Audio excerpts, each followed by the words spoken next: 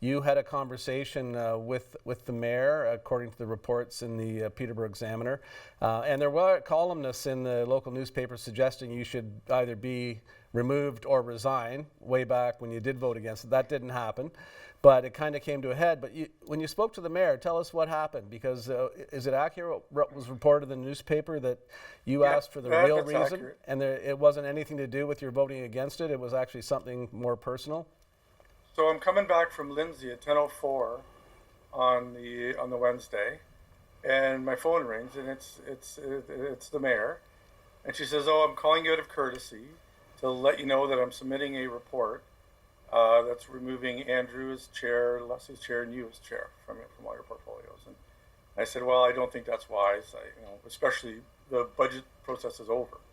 But she said, and then I said, "You owe me the real reason. What's the real reason?"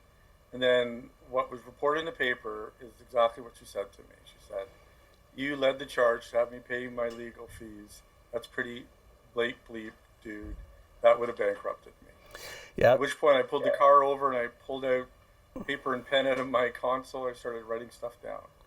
And Dean, so that I would have an accurate record of the conversation. Dean, this had to do with the mayor had some issues to dealing with the CAO, Sandra Clancy. There was one review, ethics review, said she didn't do anything wrong. There's an HR review that we don't know anything about yet. Is that what she was referring to, that you did not want the city to pay her legal fees defending herself there? I can't confirm if there was a closed session which happened that dealt with any legal fees owing. You understand what was already in the paper. Mm-hmm.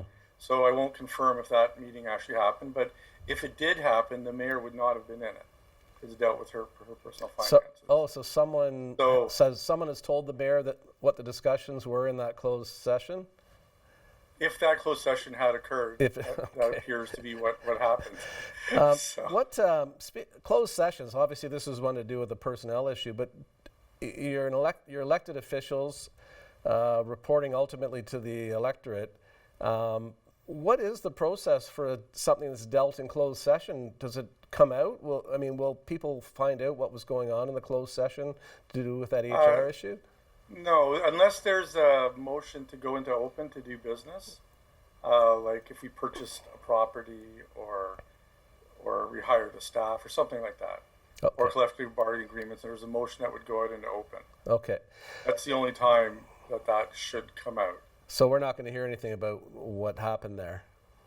If something did.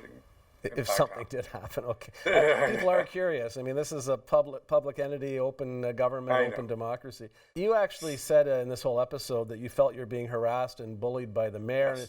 And I think one of the mayor's quotes was a bit surprised you were using that terminology. Tell us why you feel that was appropriate to use those terms. Well, the rest of that conversation was pretty poignant. She used a lot of superlatives and used other examples that I didn't support her on.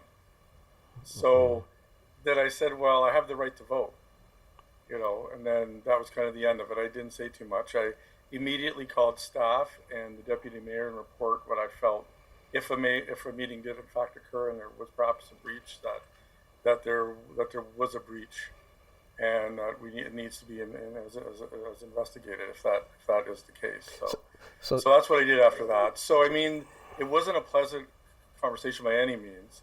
And at no point, either before the budget or since Christmas, I did talk to her. I wished her Merry Christmas and Happy New Year and all of that. Was any of this ever brought up? So there was ample opportunity to have a discussion like adults if she wasn't happy with kind of my performance.